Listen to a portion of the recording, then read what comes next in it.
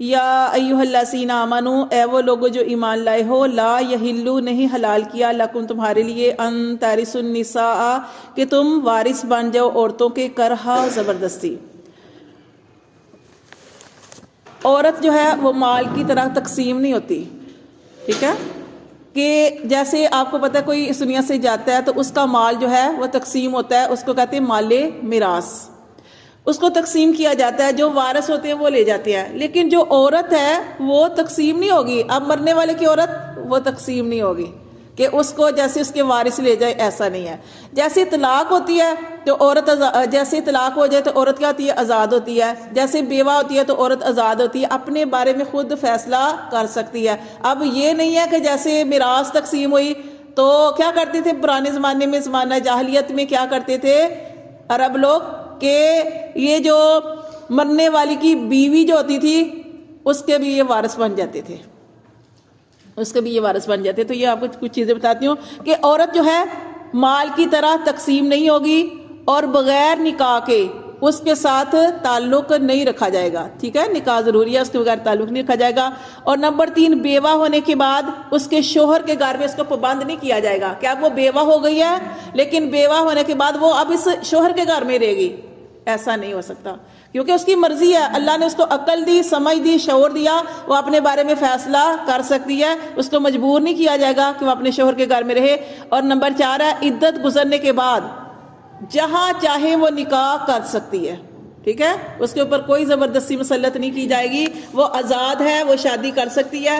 اور یہ نہیں ہے کہ آپ اس پر پوری ملکیت رکھ لو، پوری ملکیت سے مراد کیا ہے کہ اپنی مرضی کرو، اور عورت کی مرضی کے بغیر اس کا کہیں اور شادی کروا دو یا خود کر لو، جیسے مرنے والے کے بھائی جو ہے وہ سے لے جاتے، وہ سے کر لیتے، نکاح کر لیتے، تو ایسا نہیں ہے، عورت کی مرضی کے بغیر اس کے نکاح آپ نہیں کر سکتے، کیونکہ وہ مال نہیں ہے، وہ مال نہیں ہے۔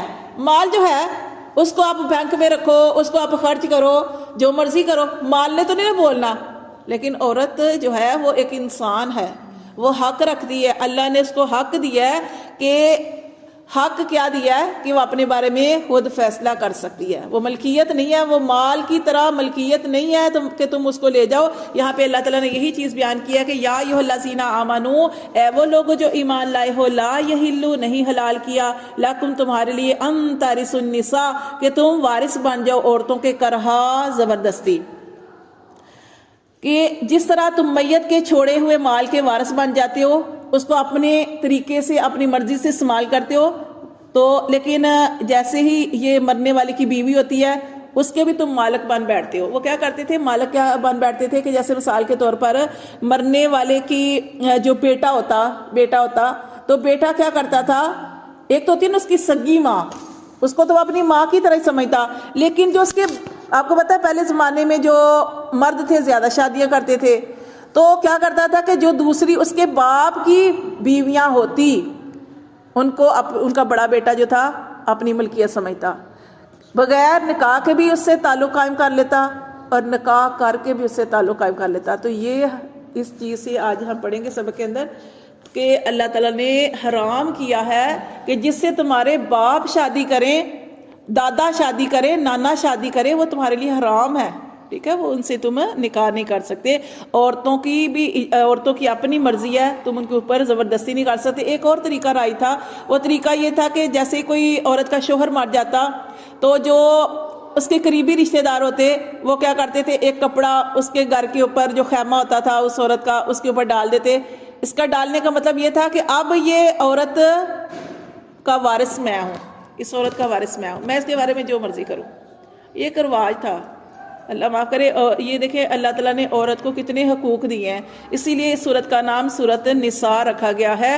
تو لیکن جیسے کل ہم پڑھے تھے کہ عورتوں کو ایک حدود ہے، اس حدود سے آگے نہیں جانا۔ دیکھیں اللہ نے کتنے، اللہ تعالیٰ نے عورت کو حقوق دیے ہیں کہ حق مہر دیا ہے، وراثت میں حصہ دیا ہے، اور یہاں پہ بھی اللہ تعالیٰ نے فرمایا کہ اگر اس کا شوہر فوت ہو جاتا ہے عورت کا، وہ بیوہ ہو جاتی ہے، تو عدت گزرنے کے بعد اپنی زندگی کا فیصلہ کر سکتی ہے۔ اور اسی طرح اگر طلاق ہو جاتی ہے تب بھی اپنے بارے میں وہ فیصلہ کر سکتی ہے۔ تو یہاں پہ یہ نہیں ہے کہ کوئی وارث بن جائے، مال نہیں ہے، وہ عورت جو ہے وہ انسان ہے, وہ حق رکھتی ہے, سمجھ رکھتی ہے. تو یہاں پہ یہ اس چیز سے بتایا گیا کہ تم اس کے وارث نہیں بن سکتے. اور اسی طرح دور جاہلیت میں عربوں میں رواج تھا کہ مرد کے مرنے کے بعد اس کی جو بیویاں ہوتی تھی ان کو بھی تقسیم کر لیتے تھے, ٹھیک ہے نا, زیادہ بیویاں ہوتی تھی ان کو تقسیم کر لیتے تھے.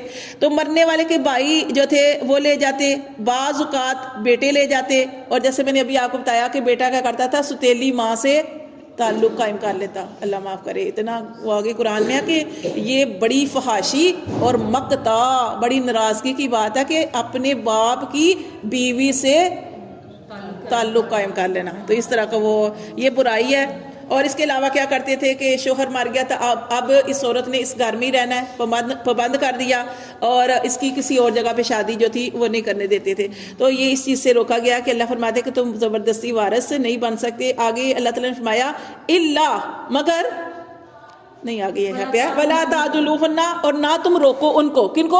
ان عورتوں کو نہ روکو. زبردستی وارث نہیں بن سکتے, وہ اپنے بارے میں جو مرضی فیصلہ کر لیں. پھر اللہ نے فرمایا ولا تعدلوہن, اور ان عورتوں کو نہ روکو, لتذهبوا, اس نیت سے نہ روکو, ببعض, کہ تم لے لو, باس ما آتیتموہن, جو تم نے ان کو دیا. کیا ہوتا ہے کہ جب شادی ہوتی ہے, نکاح ہوتا ہے, تو یہاں پہ یہ بتایا گیا کہ آپ کو پتا ہے اس وقت جذبات ہوتے ہیں. جب نئی نئی شادی ہوتی ہے ایک جذبات ہوتے ہیں, محبت ہوتی ہے. تو محبت میں کیا ہوتا ہے کہ انسان بعض مرتبہ اپنی بیوی کے نام بڑی چیزیں کر لیتا ہے. وہ ایک جذباتی محبت ہوتی ہے نا, تو شروع کے دن ہوتے ہیں. تو پھر کیا ہوتا ہے کہ بعض مرتبہ انسان جو ہے کوئی پراپرٹی اپنی بیوی کے نام کر لیتا ہے, کوئی بزنس ہو یا کچھ اس طرح کے معاملات, یعنی کافی ساری چیزیں اپنی بیوی کے نام کر دیتا ہے. لیکن جیسے ہی کوئی 4 دن گزرتے ہیں, آہستہ آہستہ وہ جذبات کم ہوتے ہیں. پھر جو ہے یہاں تک حالات آ جاتے ہیں کہ انسان کی آپس میں نہیں بنتی. پھر وہ انسان جو ہے اس وقت سوچتا ہے کہ اب میں کیا کروں, اب اس کو میں نے طلاق دے دی تو یہ جو سارا کچھ دیا ہے یہ تو سارا اس کو چلا جائے گا. اب میں اس کو اتنا مجبور کروں گا, اس عورت کو اتنا مجبور کروں گا کہ یہ خلا لینے پہ مجبور ہو جائے. اور آپ کو پتا ہے خلا کی صورت کیا ہے کہ خلا کی صورت میں عورت کو اپنا حق چھوڑنا پڑتا ہے. تو یہاں پہ یہ چیز بتائی گئی ہے ولا تعدلوہن, اور ولا تعدلوہن لتذهبوا, اس نیت سے ان کو تنگ نہ کرو, نہ روکو کہ تم ان سے لے لو, ببعض, باس ما آتیتموہن, جو تم نے ان کو دیا. اس نیت سے ان کو مجبور نہ کرو, کیونکہ طلاق تم دینا نہیں چاہتے. طلاق دو گے تو جتنا کچھ عورت کے نام لکھوایا ہے وہ سارا چلا جائے گا. ہاں, اس نے یہ صورت سوچی ہے کہ عورت کو میں اتنا تنگ کروں گا کہ یہ خود مجبور ہو جائے گی, اور مجبوری کی صورت میں کیا کرے گی, یہ سارا کچھ مجھے واپس کر دے گی اور یہ مجھ سے کھلا لے گی. اللہ فرماتے ہیں نہیں لے سکتے, الا, اللہ نے فرمایا بعض, کچھ بھی نہیں لے سکتے. کچھ بھی, جو بھی عورت کو تحفہ تحائف دے دیا, مہر دے دیا, تحفے تحائف دے دیے, پراپرٹی دے دی, کچھ بھی دے دیا, آپ اسے واپس نہیں لے سکتے. الا, مگر ایک صورت ہے اس سے واپس لینے کی. وہ کیا ہے؟ الا ان یاتینا بفاحشات, کہ وہ ایسی بے حیائی کا ارتکاب کریں, مبینہ, جو واضح ہو, یعنی وہ بدکاری کریں. ایک صورت میں اپنی عورت سے وہ سارا کچھ واپس لیا جا سکتا ہے, جو اس کو تحفے تحائف دیے, مہر, جو کچھ دیا, اس سے واپس لیا جا سکتا ہے کہ جب وہ بدکاری کا عمل کرے, جب وہ بے حیائی کا کام کرے, تو آپ اس صورت میں اسے واپس لے سکتے ہو. اللہ تعالیٰ نے فرمایا وعاشروہن, اللہ تعالیٰ نے عورتوں کے بارے میں دیکھیں کتنی پیاری بات ارشاد فرمائی, وعاشروہن, اور ان کے ساتھ جو ہے گزر بسر کرو, بالمعروف, اچھے طریقے سے. عورت کے ساتھ اچھے طریقے سے گزر بسر کرو, کیونکہ اللہ تعالیٰ نے وجہ بتا دی بالمعروف, دستور شریعہ کے مطابق. اللہ تعالیٰ نے فرمایا کہ فَإِن كَرِهْتُمُوهُنَّ, پھر اگر تمہیں کچھ ناپسند ہو, فَعَسَىٰ, تو شاید کہ ان تکرہوا شیئا, یہ کہ تم ناپسند کرو کچھ, وَيَجْعَلَ اللَّهُ فِيهِ خَيْرًا, تو لیکن اللہ نے رکھی ہے اس میں خیرن کثیرہ, بلائی بہت زیادہ. تو یہاں پہ یہ دیکھیں یہ چیز بتائی گئی ہے کہ عورت جو ہے اس کو اللہ تعالیٰ نے حقوق دیے ہیں, اور آپ صلی اللہ علیہ وسلم اپنی بیویوں کے ساتھ کتنا اچھا سلوک کیا کرتے تھے. آپ صلی اللہ علیہ وسلم نے ارشاد فرمایا, دیکھیں کہ تم میں سے بہترین وہ ہے جو اپنی بیویوں کے ساتھ اچھا ہو. اور ہم دوسروں کے ساتھ اخلاق کے ساتھ پیش آتے ہیں, لیکن آپ یقین کریں کوئی مرد اپنی عورت سے بات کر رہا ہو تو پتہ چل جاتا ہے کہ اپنی بیوی سے بات کر رہا ہے کہ بد اخلاقی سے بات کرتا ہے. تو بہترین انسان وہ ہے جو اپنی بیوی کے ساتھ بہترین اخلاق کے ساتھ بات کرے, اور آپ صلی اللہ علیہ وسلم اپنی بیویوں کے ساتھ بہترین اخلاق کے ساتھ بات کیا کرتے تھے. یہاں تک کہ آپ صلی اللہ علیہ وآلہ وسلم حضرت عائشہ رضی اللہ تعالیٰ عنہا کے ساتھ دوڑیں بھی لگاتے تھے, سارے معاملات کرتے تھے, دوڑ بھی لگایا کرتے تھے. ایک دفعہ آپ صلی اللہ علیہ وسلم نے حضرت عائشہ رضی اللہ تعالیٰ عنہ کے ساتھ دوڑ لگائی تو حضرت عائشہ چھوٹی تھی, پتلی تھی اور آگے نکل گئی اور آپ صلی اللہ علیہ وسلم پیچھے رہ گئے. پھر ایک دفعہ پھر آپ صلی اللہ علیہ وسلم نے حضرت عائشہ سے اس کے ساتھ مل کر دوڑ لگائی تو آپ صلی اللہ علیہ وسلم آگے نکل گئے اور حضرت عائشہ پیچھے رہ گئی. آپ نے اس دن ارشاد فرمایا, اے عائشہ یہ اس دن کا بدلہ ہے. یعنی آپ سے سب اس طرح کے معاملات بھی کیا کرتے تھے. تو اپنی بیویوں کے ساتھ اچھا سلوک کرو. جہاں پہ آپ صلی اللہ علیہ وسلم جو تھے, حضرت عائشہ جو تھی جس گلاس کو پیالے کو منہ لگا کر پانی پیتی تھی, آپ سے سب اسی جگہ پر منہ لگا کے پانی پیتے ہیں. اور آج کل ہم سمجھتے ہیں یہ رن مرید ہے, یہ زن مرید ہے, اور یہ اس طرح کے معاملے کرتے ہیں کہ ہم سمجھتے ہیں کہ مرد کا روب ہونا چاہیے. اگر مرد اس طرح کے معاملے کرے گا تو اس کا روب ختم ہو جائے گا. ایسا نہیں ہے. دیکھو ہمارے لیے ہمارے نبی صلی اللہ علیہ وسلم کی زندگی کامل نمونہ ہے. آپ نے ارشاد فرمایا اور قرآن کے اندر اللہ نے ارشاد فرمایا کہ اپنی بیویوں کے ساتھ بلائی والا سلوک کرو, ان کے ساتھ اچھا سلوک کرو. کیوں؟ اگر تمہیں ناپسند ہے, جیسے میں نے آپ کو بتایا کہ شروع میں شادی ہوتی ہے تو اور فیلنگ ہوتی ہے, لیکن جیسے وقت گزرتا ہے تو آہستہ آہستہ انسان جو ہے اپنی بیوی سے بیزار ہو جاتا ہے اور کہتا ہے کہ یہ کیا میرے پلے پڑ گئی ہے. پھر وہ آپس میں بنتی نہیں ہے, پھر طلاق تک کی نوبت آ جاتی ہے. لیکن اللہ نے یہاں پہ یہ فرمایا کہ طلاق نہ دو, ہر صورت میں کوشش کرو کہ اس کے ساتھ اچھا سلوک کرنے کی کوشش کرو. عورت بھی کوشش کرے, شوہر بھی کوشش کرے. اور دیکھیں مختلف جگہ سے لوگ آ کے مختلف فیملیوں سے آپس میں مل جاتے ہیں, یا فیملی کے اندر بھی شادی ہو جاتی ہے تو بڑا مشکل ہوتا ہے گھر کے اندر. آپ دیکھیں کہ کیونکہ اس سے پہلے جو لڑکی ہوتی ہے نا اپنے گھر میں ہوتی ہے, اپنے والدین کے گھر ہوتی ہے, اس کو اتنا سمجھ نہیں ہوتی نا, اس لڑکی کو اتنی سمجھ نہیں ہوتی. لیکن جیسے ہی آپ جانتے ہیں کہ جیسے ہی شادی ہوتی ہے تو آپ کو پتا ہے کہ عورت کو بہت کچھ برداشت کرنا پڑتا ہے, بڑا کچھ برداشت. کہ جو اپنے گھر میں اپنے ماں باپ کے گھر میں جو آپ چھوٹی سی بات میں جواب دے دیتی تھی, آپ نے سسرال میں جواب نہیں دینا.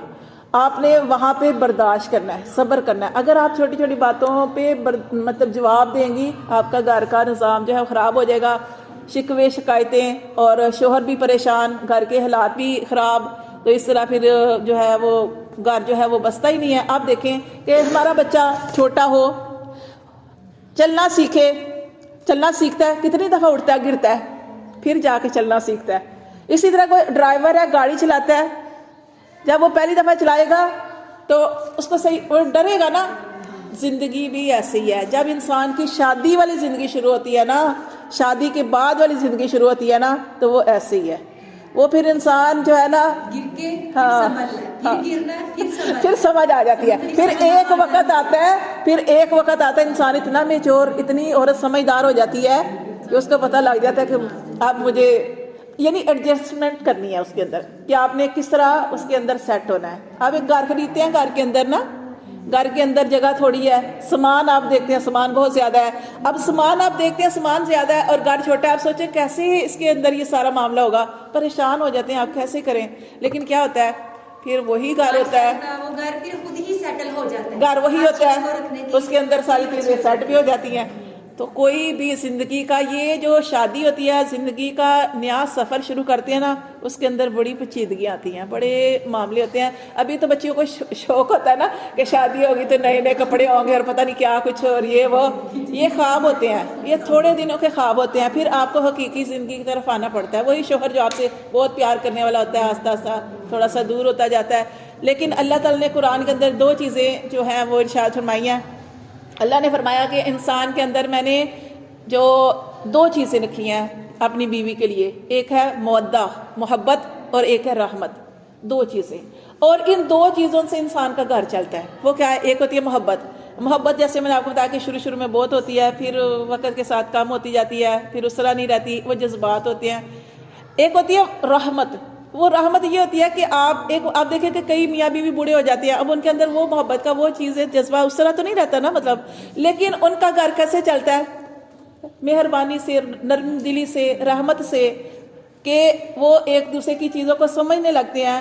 شوہر کو پتہ ہے میری بیوی کا کیا مزاج ہے، وہ سمجھ جاتی ہے، بیوی کو شوہر کا مزاج، وہ ایک دوسرے میں یہ اللہ نے محبت جو رحمت دل کے اندر نرمی ڈالی ہوتی ہے، تو یہ اس کے ذریعے گھر کا سسٹم جو ہے وہ چلتا ہے. بہرحال زندگی میں انسان کو، عورت کو خاص طور پر بہت زیادہ برداشت کرنا پڑتا ہے، کیونکہ مرد ہوتا ہے گھر کے باہر، اس نے صبح جانا ہے رات کو آنا ہے. جو گھر کے اندر جو معاملات ہوتے ہیں وہ عورت ہی کو حل کرنے پڑتے ہیں، عورت ہی کو برداشت کرنا پڑتا ہے. جیسے میں نے آپ کو بتایا کہ بچہ چلتا ہے تو کتنی دفعہ گرتا ہے، پھر اٹھتا ہے، پھر گرتا ہے، پھر وہ چلتا ہے. زندگی بھی ایسے چلتی ہے. تو بس یہ آپ نے مطلب کہ یاد رکھنا ہے کہ زندگی یہ نہیں ہے کہ آپ کی مرضی کے مطابق چلیں. یہاں پہ اللہ تعالیٰ نے ارشاد فرمایا کہ کیا ہے، مد سے کہا اللہ نے کہ اگر تمہیں اپنی بیوی ناپسند ہے، اگر تمہیں اپنی بیوی ناپسند ہے تو پھر بھی اس کے ساتھ اچھا سلوک کرو. کیوں؟